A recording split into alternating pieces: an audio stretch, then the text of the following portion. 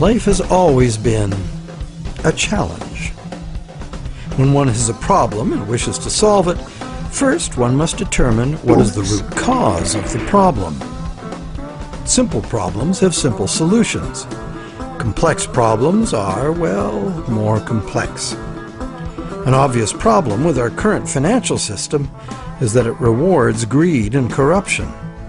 Greed and corruption seem to be everywhere. But are greed and corruption the root causes of the problem, or are they the result of the way the system is built? Logically, one should first ask, are there built-in reasons why the system works the way it does? And if there are, can they be built out?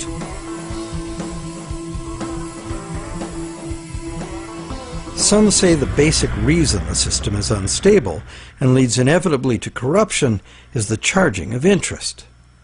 As explained earlier in this series, in our current bank credit as money system, the principal amount of a bank loan is simply created from the borrower's promise to pay back the principal plus interest in money. But the money to pay the interest is not created. The obvious but untrue conclusion is that it would therefore be mathematically impossible to pay off all debts. Many who call for money reform call for the abolition of interest as the solution to the problem. But is interest really the problem? Yes, there would be a serious mathematical shortage if all loans were concurrent and had to be paid back in one lump sum. That problem might apply to gangland loans and sometimes to farm loans, but that's not how the banking system works in general. Bank loans usually get paid back in a series of payments over a period of time, and for good reason. Money is both a stock, the amount in existence at any one time, and a flow, the transactions over time that the money is used for. Flow works like this. If I, the rich guy, lend you $1 and that was the only dollar in existence, the stock, could you pay me back $100? Well, if it had to be paid in one lump sum, no. That other $99, the interest on the loan, would be impossible to pay. It would be impossible to pay even in $2 payments, because there is only $1 in existence. But if I let you pay me the $100 in $1 payments, magic happens. In fact, in $1 payments, you could pay me back any amount of interest if you lived long enough. The only condition required to make full payment of a $100 debt with only $1 in existence is that I give you the opportunity to earn or otherwise get that dollar back each time you pay it to me. This is the flow. And by means of the flow, the same dollar can be paid any number of times and becomes effectively many dollars, all legitimately representing the work done to earn them. It is always the work, the real value, that pays the debt and gives the dollar its value, not the dollar itself.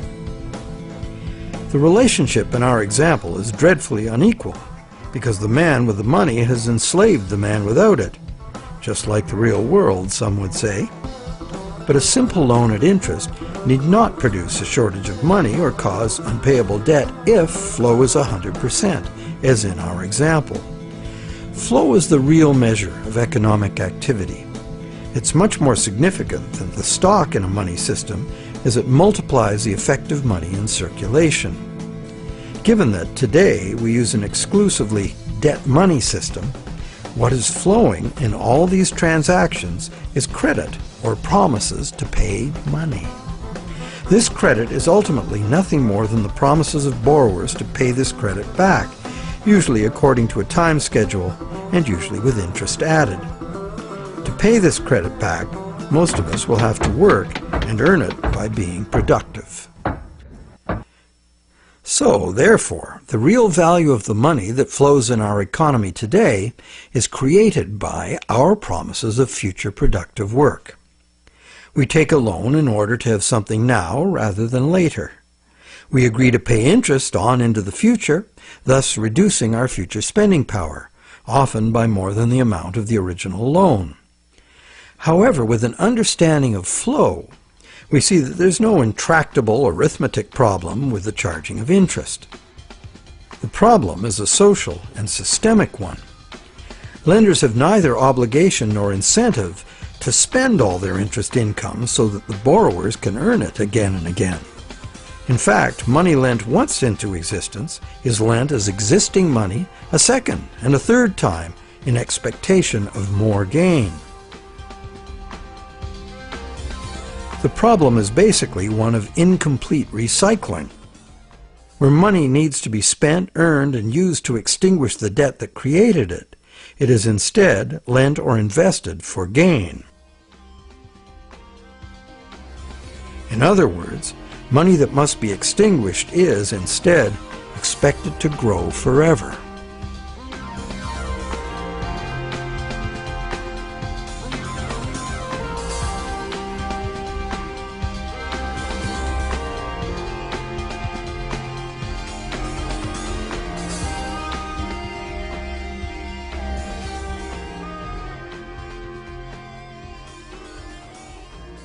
Here's another simple example of a basic mechanism inherent to all lending.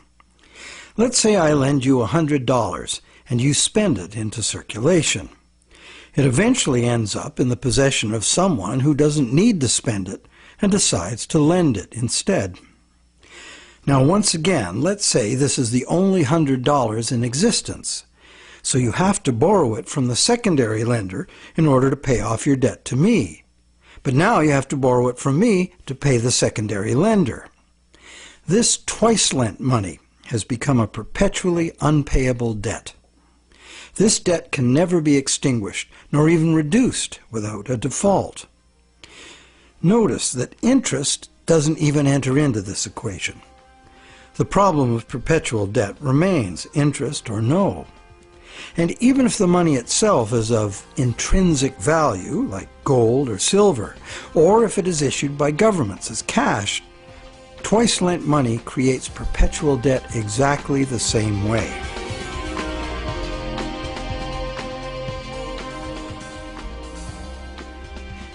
When the same money is lent at interest, several times simultaneously, not only is the debt perpetual, society as a whole is paying moneylenders multiples of the interest rate for the use of the same money. There's an expectation that existing money should increase indefinitely by being lent at interest.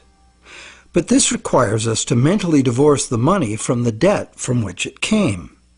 However, the reality is, every dollar created today has a scheduled appointment to be extinguished as a principal payment on the loan that created it. And that's why debt money can't be separated from the debt that created it.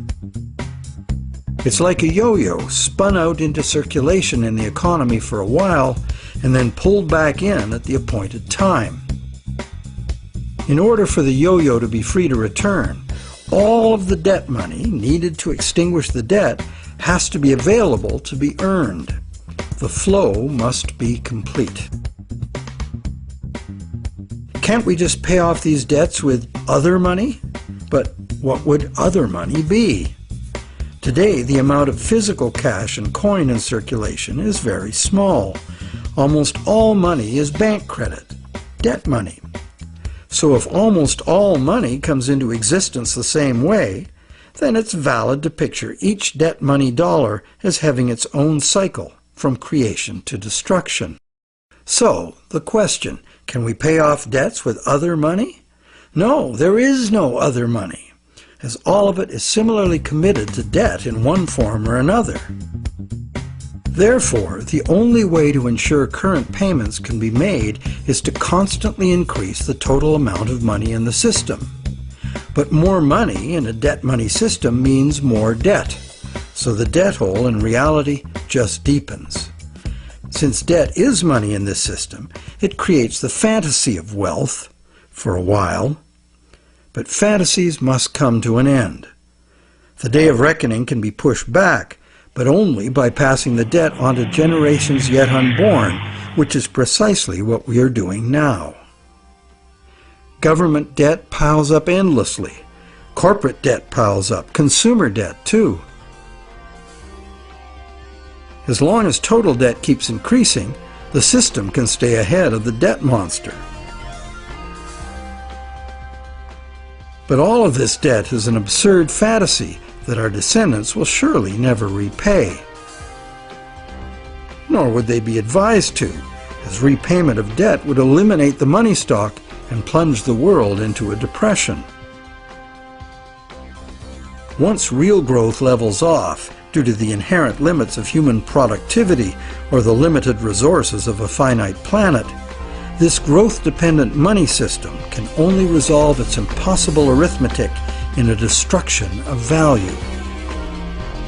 This can either happen through a deflationary spiral of credit defaults and falling prices, or by the devaluation of the money unit. Taken to extremes, either course of events will destroy an economy and even a civilization.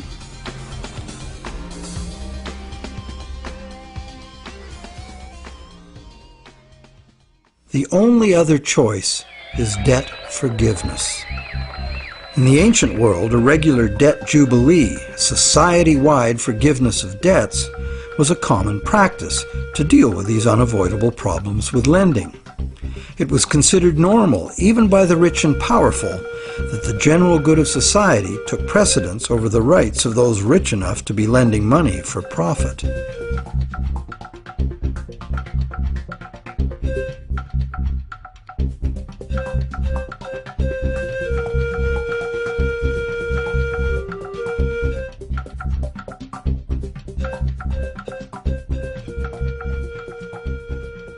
Some say that the money system's problems would be solved if we returned to using gold for money, or silver, or some other limited or hard commodity like oil or energy in general. They argue that this prevents money from being created in excess and backs it with real value. However, it also makes those who actually possess the selected physical substance the only ones with real money. Everyone else would only have a claim on real money. For instance, gold. How would we ever transition back to an honest gold economy with a natural distribution of gold among the population? That's long gone. And why would we want to do that? The gold-based money system is our past. It's how we got to where we are today. Gold is inconvenient. Even more so is a barrel of oil. Therefore, whether gold or oil or kumquats, trade will be carried out in promises. The real question is, if we are going to trade using promises of delivering something of real value, why gold? In fact, why any single commodity? At this time in our evolution, doesn't this very old idea of money merit serious re-examination?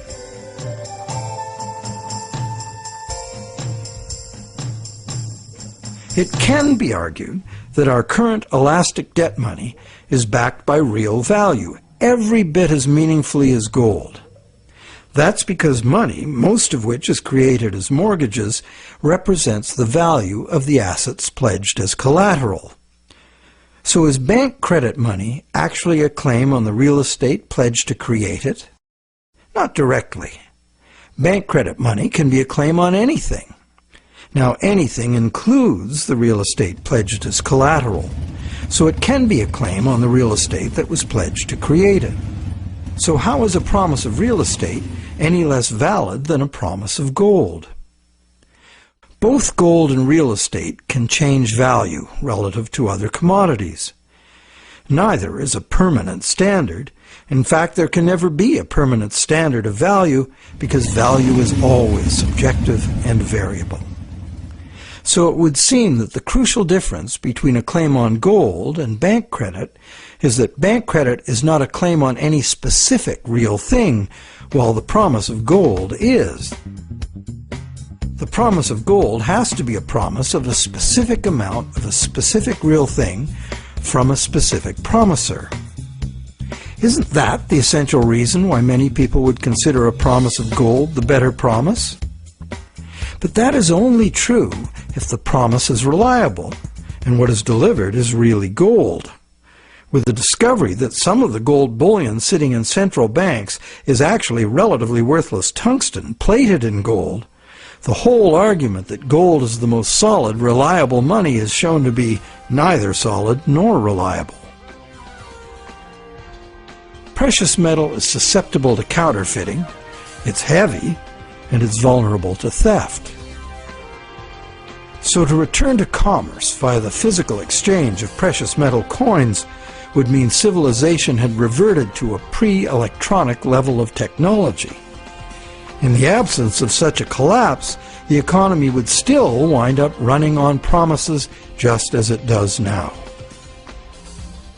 So once again, money would only be as good as the promises made, and there would be no need of actual precious metal coins if all transactions were carried out with promises.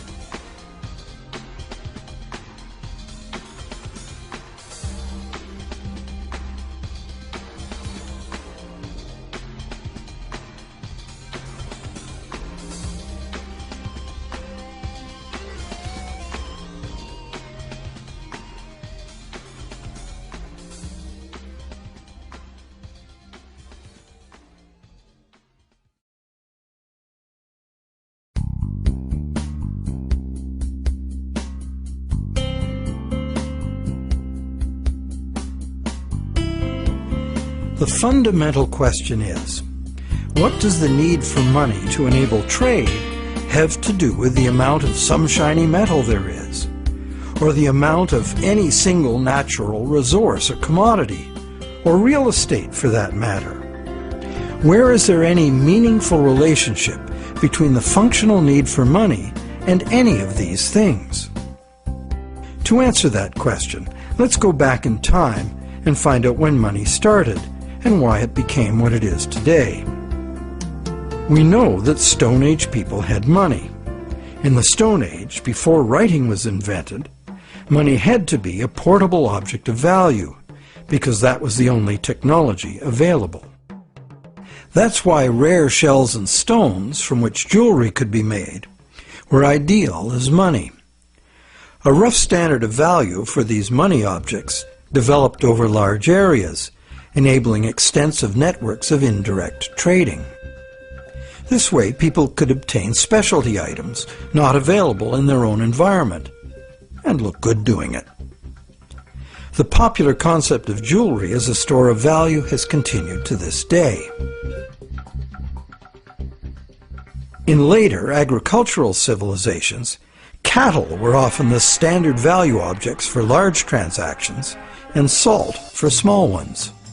Salt was rare in those days and valuable. Roman soldiers were paid in salt, thus the term salary, meaning payment for services. With the invention of writing, trade in other commodities could be carried out using promises of cattle and salt. The cattle and salt weren't necessarily what was finally delivered. They were just commonly understood units of value in which the real trade goods could be conveniently priced. Written credits were expressed in these two common units, although they represented a variety of real goods and services.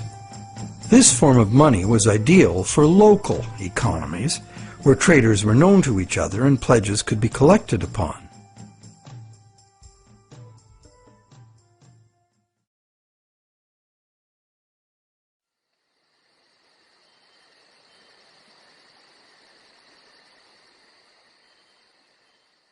Agricultural surpluses allowed some people to leave the farming to others and specialize in particular crafts. This resulted in improved skills and better tools, and that led to further gains in productivity. This specialization of labor required increased trade, as more people opted to produce a single item of enhanced value. They would then need to trade their specialty for the broad spectrum of necessities that past generations had produced for themselves. But direct barter was inefficient. So more trade led to a greater need for money. Over many centuries, various forms of money were tried. Eventually, gold and silver coins proved to be the most useful money objects because they were conveniently portable and similarly valued across large areas of the civilized world. They were also easily standardized for weight and purity, and did not require enforcement of value by some authority, nor redemption in goods from someone far away. Thus, for very good reasons, gold and silver became the universally successful international currencies, accepted as final payment of debt almost everywhere.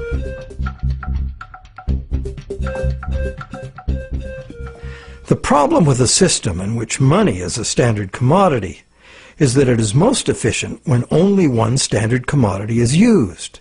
But if you do that, it makes the value of money exclusively dependent on the quantity of that one commodity in relation to all other commodities.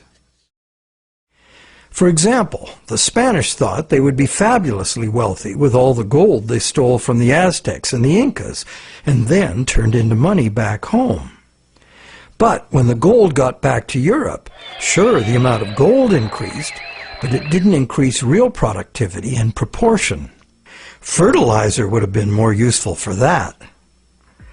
So because there was no big increase in real stuff to buy with it, the value of gold decreased, and the Spaniards discovered that gold had no absolute money value in itself, as many people had imagined it would. Its value was determined by its abundance relative to the value of real goods and services to be bought. Yet many continue to argue that the value of gold, a luxury item of no practical use to most people, should be the measure of value for all the real goods and services essential to our lives. While some campaign for a return to gold, others mistakenly believe that today's money still does represent gold held in a vault somewhere. That hasn't been true for decades. In our current money system, we use national fiat currencies and bank promises to pay in national currencies as the standard commodity instead of gold. National currencies used to be promises to pay in gold or silver, but way more promises were made than could be honored, so that system fell apart. Today, national currency is just legally enforced money, what they call fiat money. That is, it's money you have to accept because the government says so. To many, this government fiat money is just worthless paper. But is it really? We can pay our taxes with it, and governments, especially local ones, provide essential services paid for with those taxes, like roads, schools, hospitals, libraries, police, and military. So government fiat money isn't worthless at all. Now, it is true that consumers of government services have no individual free market choice as to what their tax money is spent on and what services they receive. In fact, many taxpayers may not want those services. So therefore, this money can rightly be accused of being monopolistic, coercive, and socialist. But government is coercive, monopolistic, and socialist by nature, isn't it? What else should it be?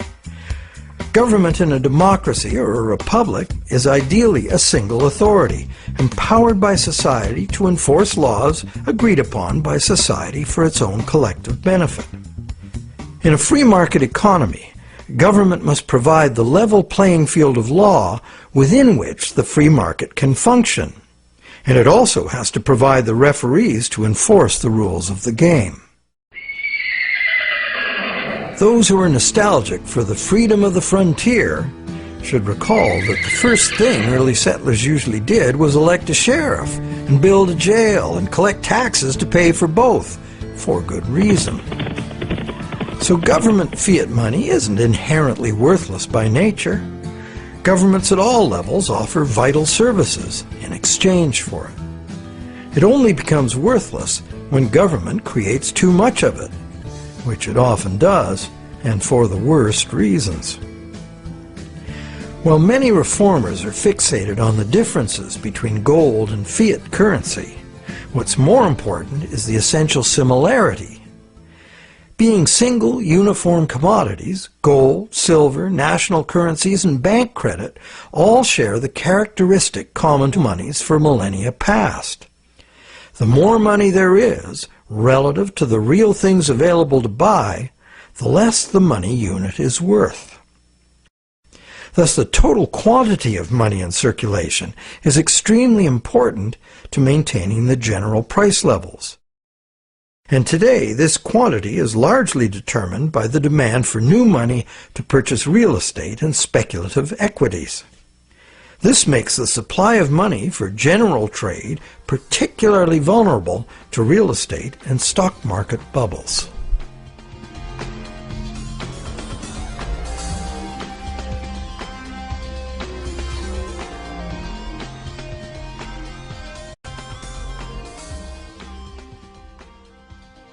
Perhaps the most significant problem with money as a single commodity is its tendency to concentrate wealth. Those who have no money must get it from those who have it to lend. Anyone with extra money can lend it at interest, and if, rather than spending all of the interest, they add any of it to their lending capital, they will accumulate even more money to lend. One reputable study counted all the ways we pay interest, directly on our own debt and indirectly in prices and taxes for corporate and government debt. This was compared to the interest we earn from all sources. This study found that only the richest 10% come out ahead. The next 10% do little better than break even, and the remaining 80% pay more than they receive, the poorest losing out the most. Now, in our current bank credit system, money is created as debt to banks. This debt is required to be repaid to the banks in money, either fiat cash or bank credit. Therefore, the ability of all borrowers to repay depends on the availability of fiat cash or bank credit.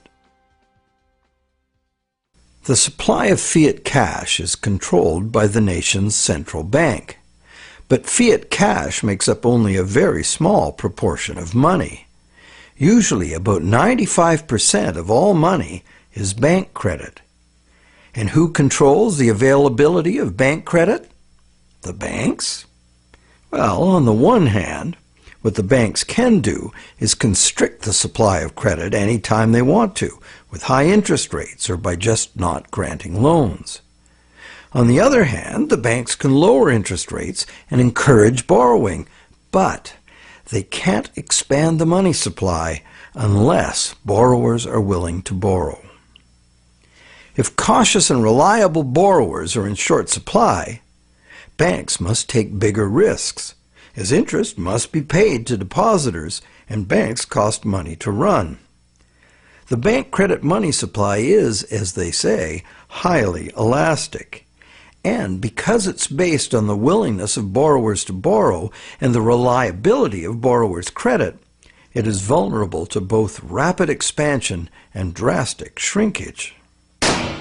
Also, everyone is legally obliged to pay in money. Now, money in reality is just an accounting of debt, and accounting follows strict rules, so the whole situation is governed by inflexible numbers. That's why a sudden shrinkage in the money supply caused by some defaults has the inevitable follow-up effect of causing more and more defaults and even more shrinkage of the money supply. This self-reinforcing downward suction leads us into economic collapse and the economic and social absurdity of unemployed, dispossessed people camping outside their empty, vandalized homes. And what does the government do about it? It loads bankrupt taxpayers with astronomical fantasy debt that will never even be reduced, never mind paid off.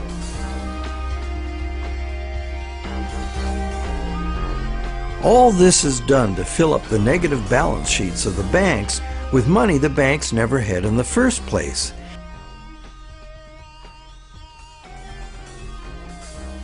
And then they use it to pay themselves obscene bonuses.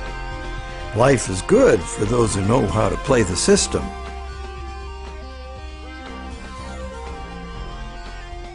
The bailout scam was the biggest daylight robbery in the history of the world. So far.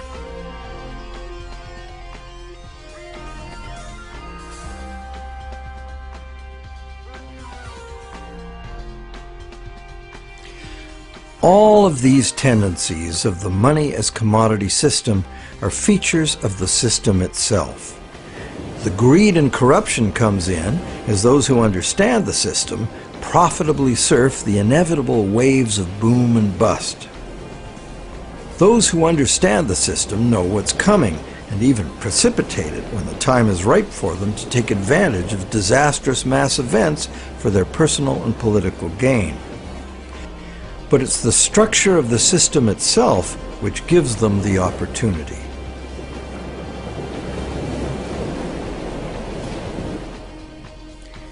And they have taken this opportunity over and over again since ancient times. People complain of the injustice, blame each other, blame the left or the right or whoever the scapegoat of choice is. But they never really catch on to the reasons this keeps happening. That's because most of us shy away from trying to understand the true nature of money and of freedom. The basis of freedom is essentially the freedom to exchange goods, services, ideas. If you create something in proven demand, you and only you should have the right and the freedom to create and spend the credit money needed by someone to buy it. Money as a portable uniform commodity was invented a very long time ago. It was the only choice using the technological means available at that time. But times have changed. So why is this outmoded technology still the prevailing concept we have for money? Could we go beyond money as we've known it? Could there be a new basis, a fresh concept, a design that could more effectively address the real purpose of money in the 21st century?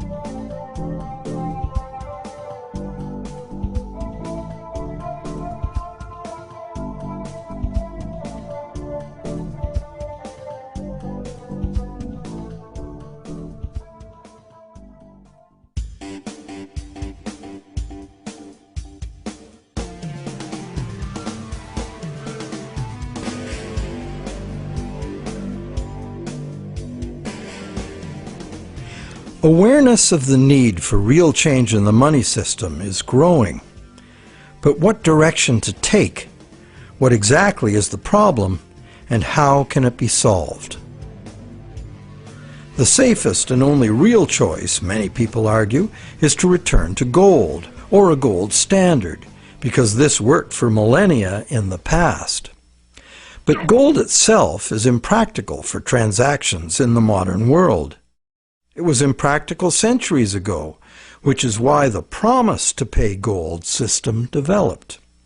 And so it is certain that, in practice, transactions would be conducted in promises to pay gold, not gold itself. Thus, the promises to pay gold money will only be as reliable as the promises. So in reality, it isn't the gold that makes the system work, it's the reliability of promises.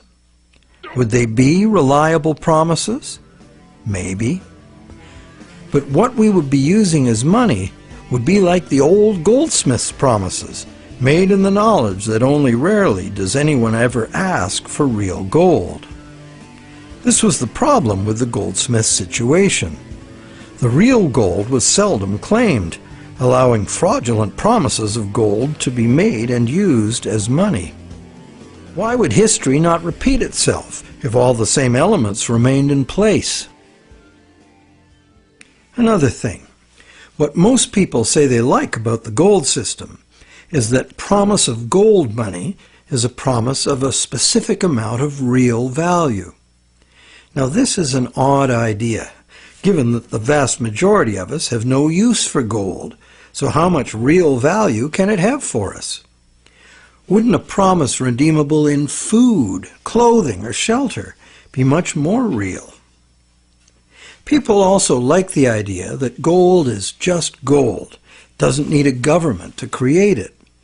However, it does need miners.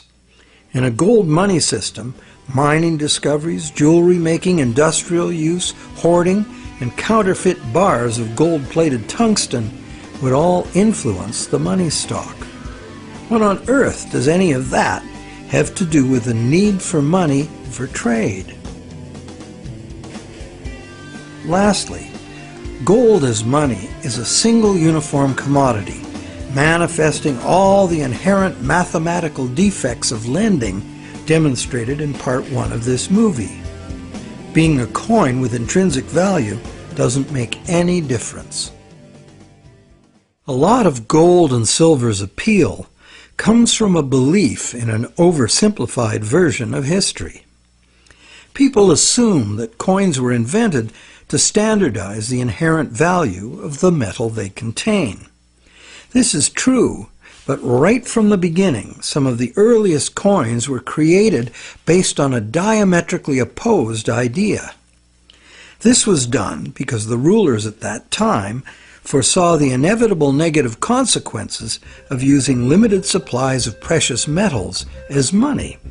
Therefore, they chose to avoid that route. Instead of precious metals, these rulers struck coins of iron or copper and defined their value by decree. What's more, these coins by decree were heated and dipped in vinegar, so the metal they contained would have no intrinsic value. These coins were in fact the original and true fiat money. They were merely tokens of value, money created by law and enforced by the ruler's authority.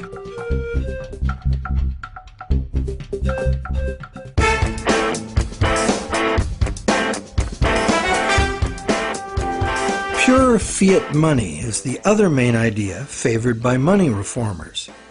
They would restore fiat money to its true status as a national government monopoly on money creation. This current of money reform, in stark contrast to the gold advocates, insists that true money is fiat money by authority of the state. This money is to be simply spent into existence as a promise by the state to accept the same money back in payment of taxes. The taxes are compulsory, and the state also promises to enforce the acceptance of this money in court. These are very reliable promises and can result in very reliable money. if not abused. The problem these fiat money reformers have with the current system is that government has given away this power to private bankers and is now borrowing at interest money it could create itself with a few keystrokes, just like the banks do. This results in a massive unpayable national debt on which interest will forever be paid. This ever-growing national debt expands the money supply when new money is created by the central bank to buy more government debt. And the interest burden, passed on through taxes, adds to the cost of almost everything we buy, one way or another. In contrast to money being created as national debt, fiat money, simply spent into existence, would save the taxpayers immense sums of interest. It would free future generations from impossible debt, and it would forestall the tendency to inflation because the money supply would not grow forever with the national debt, as there would be no national debt. In the fiat money system, taking fiat money out of circulation by means of taxes preserves or restores the value of the remaining money in circulation. Not taxing it back sufficiently would devalue it. Understanding the proper use of government fiat money is a revelation. If you can charge prices or taxes for something in the future, you can issue that much new money now, because it is your valuable services to others and the reliability of your promises that create the real value of any money. The government can honor its promises to accept its money back in taxes, and it will make your debtors pay you in government fiat money if you take them to court. These are good reasons why government-issued money works now, and why it would work if governments just self-issued this credit instead of borrowing it from banks. But in this pure fiat money system, the money supply must still be determined by central authority. Therefore, the money supply is still limited, monopolistic, and managed from above. They have the power to create money, and you have to get the money from them. They also have the power to create way too much money and spend it on wars and other unproductive activities without the approval of those whose productivity gives that money its value. In the current system, these inflationary debts are now beyond absurd, threatening to crash the entire system and drag the whole world into chaos. To save themselves, governments are now laying impossible claims upon the productivity of generations yet unborn, a truly hopeless cause given the overall world situation. Witnessing government performance to date, many people believe that returning the full power to create money to corrupt, incompetent politicians would not only fail to solve our problems, it would be the height of insanity. It would really all depend on the quality of the people in government. Fiat money reformers believe there would have to be a substantial revolution in government to wrest this power back from the banks. Therefore, they believe it would be reasonable to expect that honest and competent people with a sincere concern for the public good would be in charge. But, good guys or bad, we would still be dependent on some distant someone else to maintain the value of our money. And they would have 1,000 pressures and temptations to enrich themselves by not doing so. And like gold as money, government fiat money is a single uniform commodity, manifesting all the inherent mathematical defects of lending at interest and twice lent money.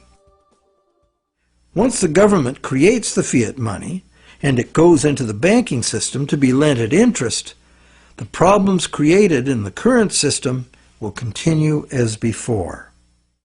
So, this pure fiat money idea might be very useful in rescuing governments from their own hopeless financial positions, and it is a limited example of the self-issued credit principle being advocated here.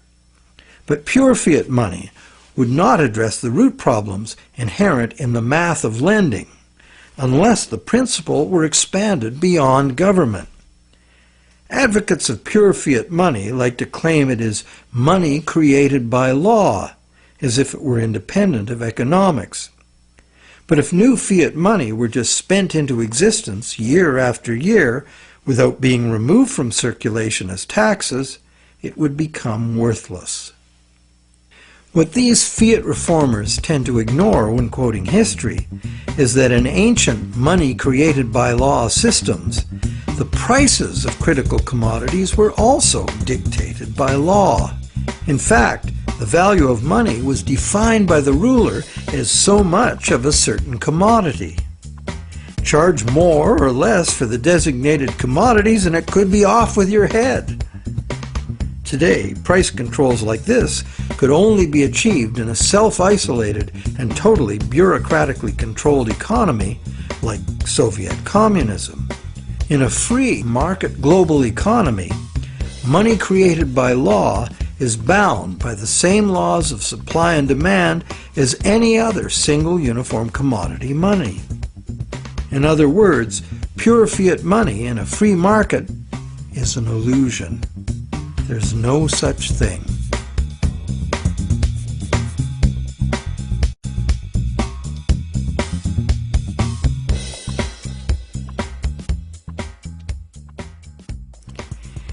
In the third stream of money reform are the various types of so-called alternative currencies, all of them based on some concept of money being created as self-issued credit. Many examples of such systems exist today all over the world. Some are very successful business-to-business barter networks, in which businesses create product credit money to use among themselves, independent of banks and government, and usually interest-free. Such systems are tolerated, and in Switzerland the existence of the Weir system is generally credited with stabilizing the banking system by expanding when the conventional system contracts and vice versa. But in the past, when they became too successful, alternative currencies were usually suppressed by the banking system or even outlawed by government. So, active suppression is the most significant external problem. The most common inherent problems with these systems are their limited scope and acceptance, their operating costs, and the unreliability of member credit. What the conventional banking system provides, worldwide reach, affordability, credit checks, and debt enforcement, are the necessary services that are usually inadequate or prohibitively expensive in the alternative systems. Once the small group of idealistic and honest originators are joined by members exhibiting the full range of human behavior, alternative systems discover they must deal with cheaters. Some are deliberate cheaters, others just not too conscientious about their debts. And at the opposite end of the spectrum are the hyper-conscientious people who won't issue credit because they are afraid they won't be able to fulfill it. A self-issued credit system cannot work if the members are afraid of issuing credit. And that is why it makes far more sense that government and essential industries like farming, forestry, mining, manufacturing, and construction should be the main and widely accepted sources of self-issued credit, not vulnerable individuals trading haircuts for pottery. However, we are talking about creating a truly liberated system of exchange. Therefore, in this proposed new system, anyone would have the freedom to issue credit, because only voluntary acceptance would determine the circulation of it. The cost of accounting in self-issued credit systems could be overcome entirely by emerging technologies, allowing the creation of a digital coin. Digital coins could be passed from one owner to another, peer-to-peer, so that no bookkeeping and no third-party involvement, like banks or PayPal, is required. This leaves only the problem of achieving global spread. Thanks to technology again, this could now be achieved at little cost and at the same rate and with the same ease that the existing social networks like Facebook and Twitter have spread. So there is a positive answer to all the questions we have posed in this movie. And there is a solution that has the potential to unite the three seemingly conflicting schools of money reform into one cohesive movement for fundamental monetary change. Because, when examined closely, be it gold, tax receipts, or someone's goods and services, all three schools of money reform are really calling for the same thing. Money that is redeemable for something specific from someone specific. Once one comes to that realization, it becomes obvious that self-issued credit for the full range of goods and services in demand would necessarily include gold, silver, and government tax receipts, as these are also things in demand. We just need to look beyond obsolete beliefs to see the heart of the situation. The all-inclusive self-issued credit system, the basis for almost all so-called alternative currencies, could contain within it both the precious metal and the payable for tax models of money without any contradiction.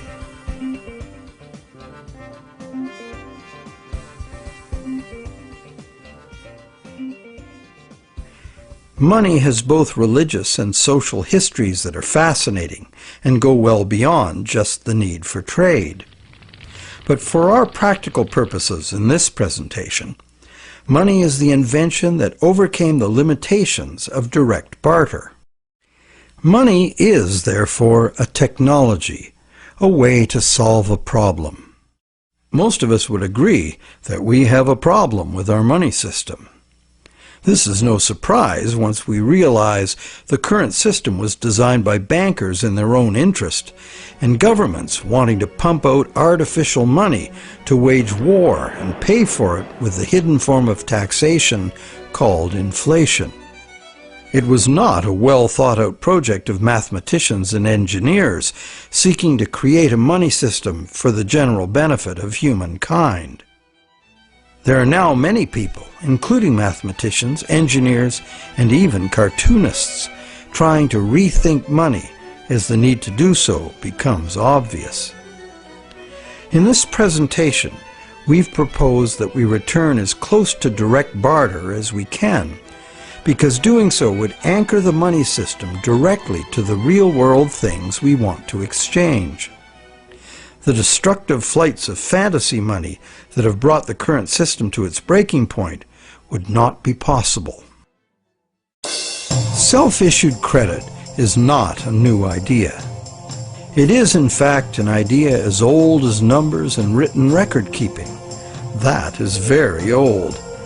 However, only with our new technologies can it finally achieve its full potential as an international medium of exchange. And this transformation is already underway. Extensive electronic barter networks, some with their own currencies, exist among businesses right now. These could grow into a new global money system. In Canada, Canadian Tire Money has been a self-issued credit for goods currency for decades. This money is redeemable for merchandise at Canadian Tire stores only, but is widely exchanged as payment by third parties because almost everyone eventually buys something at Canadian Tire. Like Air Miles and other bonus point systems, it is only a customer reward program at present. But anything that can serve the purpose of money can be money. Private enterprise self-issued credit money already exists in several forms all over the world, and more private enterprises are going in this direction. Money becomes money by acceptance. So one could say the path to freedom lies before us if we can only accept new and broader ideas of what money is. Looked at logically, why wouldn't a legally binding contract for delivery of specific goods and services from a specific supplier be much more acceptable as a medium of trade than the much abused government bank monopoly money we are using now? And does it not seem natural and logical that the source of money should be the same as the source of real wealth, the productive members of society? And does it not seem natural and logical that the value of anyone's credit should be determined solely by their own proven success at living within their means, no one else's?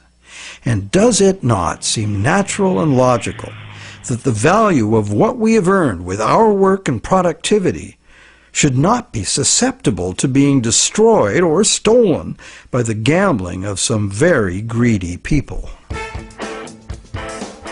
We hope that watching the Money is Debt series has given you insights into why our money system functions the way it does.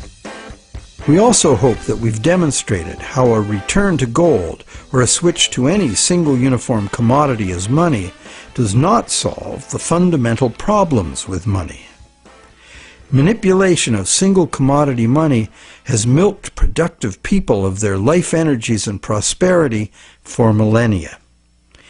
That this predatory wealth extraction system could soon take the form of a single global bank emerging as an unaccountable big brother world dictatorship should concern everyone. We hope you're encouraged to do your own thinking about money, a subject that has been ignored and misunderstood by the public for much too long, to our great disadvantage.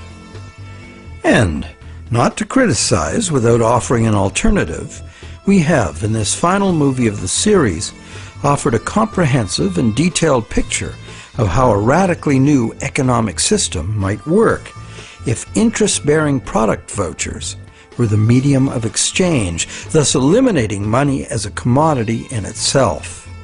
Instead, money would be a global measurement unit like minutes, meters, and tons. The existing physical situation on this planet is not sustainable, and the number one technical obstacle to doing anything serious about it is the current growth-addicted money system, which is itself unsustainable. The crisis is upon us. If you'd rather think about solutions than despair about the problems, think about taking back our money power with self-issued credit. Join with others who realize the need for radical change and spread this knowledge and understanding as fast and as far as you can. The masses of people must take upon themselves the responsibility to wake up, realize our power, and create something better.